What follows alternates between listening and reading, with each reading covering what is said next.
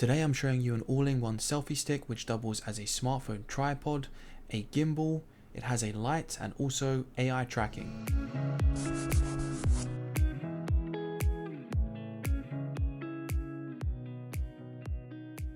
Hey guys, Danny here. I hope you're all doing well. Today we are looking at Aochuan's M2 Pro.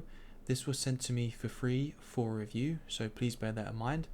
You'll find a link down below if you'd like to purchase this product. Aochuan have packed a ton of features into this product, including a one-axis gimbal. It doubles as a selfie stick. It can be used as a smartphone tripod. It even has AI tracking and a fill light. What more do you need? The question is, do all these features actually perform well, or are they gimmicks? Let's take a closer look. So you'll see, despite all these features, Aochuan has still managed to keep the design of this product quite compact. It's also utilizing several magnet points you can attach this little light to, and it's actually pretty bright, brighter than I expected, and I'll show you me using it in low light conditions a little bit later on. It can also be charged by USB-C, which is pretty cool. And here we have the gimbal, and you have this little screw on the side you undo to just flip the whole thing to the top, and then the top piece swivels round. Now bear in mind, when I first got my unit, this swivel bit at the top was really hard to turn. It was almost like it was glued in place, and there was a bit of a snap sound as I first turned it, so yours might be the same. You also have this little lock as well that locks the orientation of the gimbal, and this top part also moves. It moves at kind of weird angles and locks into place, so depending on what position you want to have the top part of the gimbal, you will need to adjust the bottom as well, if you want to have this in like a portrait mode to utilize the AI tracking. The gimbal also can be USB-C charged, as you'll see I just showed there. And one thing I noticed with this gimbal compared to a lot of the others is I didn't quite like the tripod mechanism at the bottom. On some of the others I've used, they would simply have a button which you press, and then all the legs are able to be open. On this, you kind of have to individually click each one out, which I just thought was a little bit less user friendly, but it's not going to cause you any issues. It just feels a little bit more clunky having to separate each leg and then slide them down. The Bluetooth remote is very similar to ones you'll see in other compact tripods like this one.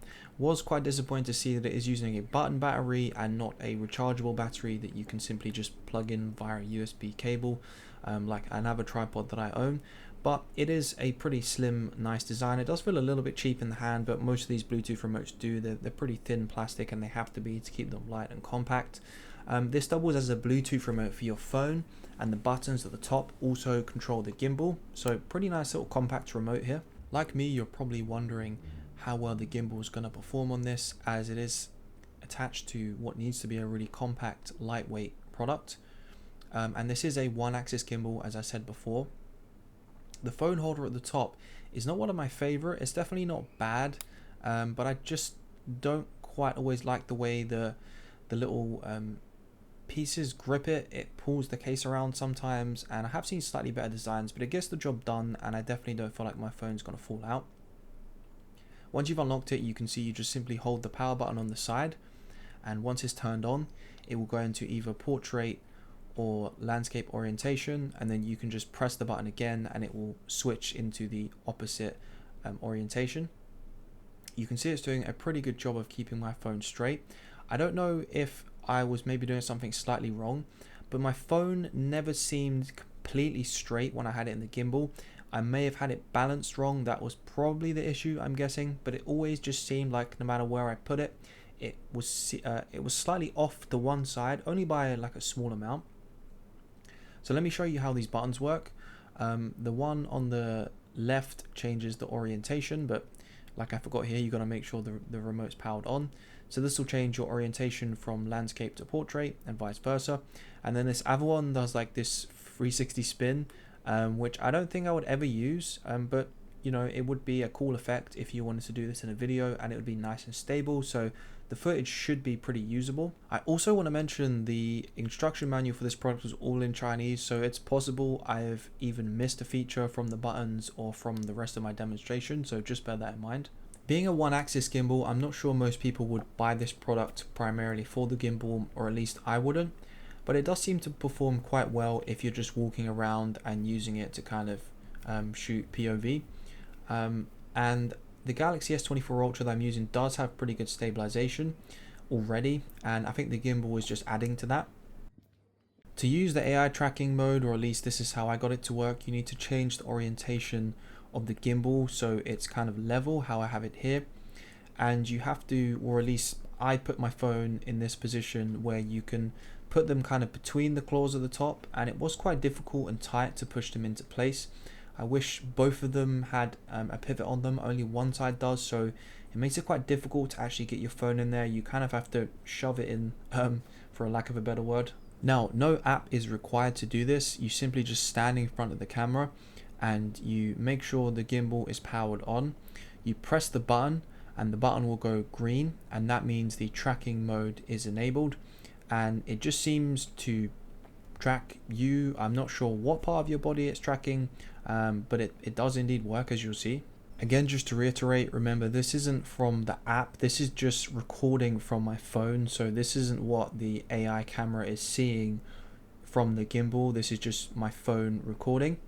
So you'll see it does turn fairly fast. I actually did this a second time and it worked a lot better. I'm not sure why it didn't work as well this time. It was a lot brighter, so I'm guessing it probably had a bit more difficulty picking me up in the bright light. Otherwise, I'm not sure why else it did struggle a little bit, and it does seem to turn quite fast as well. If you go out of frame, once you come back it will pick you up again, so it's nice to see that it will just continue once it refines you. Not sure if I would ever use this feature, but it still is pretty cool, and I'm sure some people would have a creative use they could use it for. Let's take a bit of a closer look at this little detachable light. It's actually really cool and a lot better than I expected, and I'll give you a couple of reasons why. One, it can be charged by USB-C, and you have a little indicator light here which is red when it's charging and green when it's fully charged.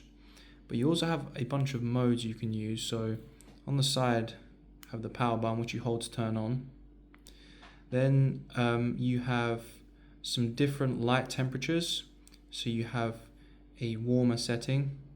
This looks like it's kind of somewhere in between, and then more of a brighter white light. But on top of that, you also have your mode button here, and you can change the actual brightness.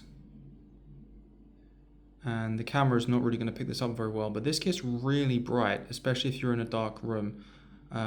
So this would actually be really useful if you actually need a shooting light and you're shooting in a low light situation. At close range, this is definitely going to light up your face if that's what you need. To light up, a whole scene, it's not going to work. But if you're recording yourself, this is going to be really useful. You can even attach these to the side of the gimbal. They have these little slots that they sit really nicely in. So I'm actually really disappointed they don't give you multiple of these lights, because you can attach them either side. So if you wanted a really bright light, you could attach multiple. Now I'm assuming you can buy these maybe individually. It'd be nice if you could, so you could have two here and even the third one on the bottom, so you'd have a really bright scene light you could use. So it's a little bit disappointing you only get one, but the one is pretty bright, as I said. So if you just want this to light up your face in a low light situation, it's definitely going to help. But I just wish there was more of these.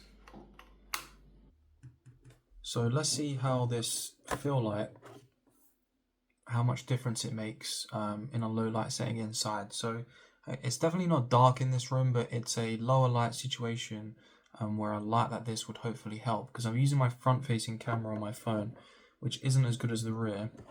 So let's put this in, turn it on. So that's the first brightness setting. Let's do the next one up.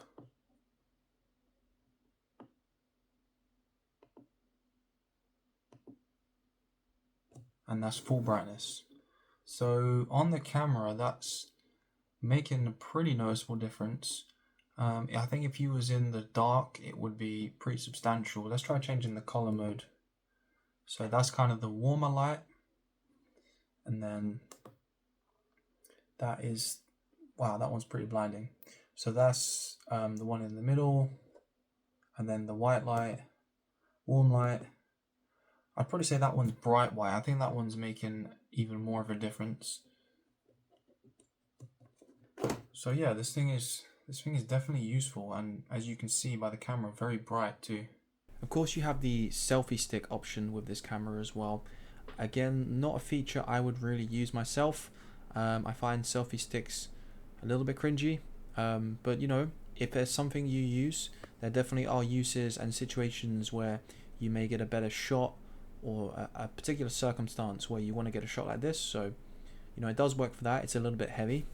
On the side of the gimbal, you have your USB-C charger here to charge up the motorized gimbal, and you have a lock here on the side which locks the orientation. Then you push it down to unlock it and it spins freely, and you then have your power button on the side here which you hold, and you hear a beep, turns on and it goes blue. If this light goes flashing red, it means you have low battery, so you need to plug it in, and when it's fully charged it will just stay a solid red. So you tap it once to change the orientation, and we can press it again to go back. And then, as I showed, or I will show maybe later on in the video, depending on which point I put this clip in, when you go into the AI tracking mode, this light will turn green, but obviously you have to have the orientation of the camera facing down towards you. So let me share my final thoughts on this product. Now, while I don't think it excels in any one area, as this product is trying to do quite a few different things packed into one, I do think it does well enough in those areas that for a lot of people, you're definitely going to find a use with this product. The light is really nice and bright, and you can change where you attach it on the camera. While I don't think if you're a serious gimbal user, you'll be pulling this product out all the time, it definitely is nice to have on hand, and it will definitely give you some smoother shots, especially if you're using a slightly lower end smartphone that doesn't have good stabilization. And the tripod mode is very robust, and just the general build quality of the product does feel good. I wouldn't say it feels super high end, but it does feel on the slightly higher end of some tripods you can get. It definitely doesn't feel cheap, that's for sure. So if you can pick this up for the right price, I do think this is a very cool product, especially if you'll be using the AI tracking, as this is just an extra bonus and a cool little feature to have in such a compact product. So I have no problems recommending this product to you. I didn't have any problems with it. Just remember, I said the Chinese manual is quite hard to read that you get with this, even if you try and use translation software. And I really hope you enjoyed the video, guys. If you did, please leave a like. If you'd like to support my channel, you can buy this product using the link below. If you're new to the channel, please consider subscribing for more videos like this one. And of course, I will see you in the next one.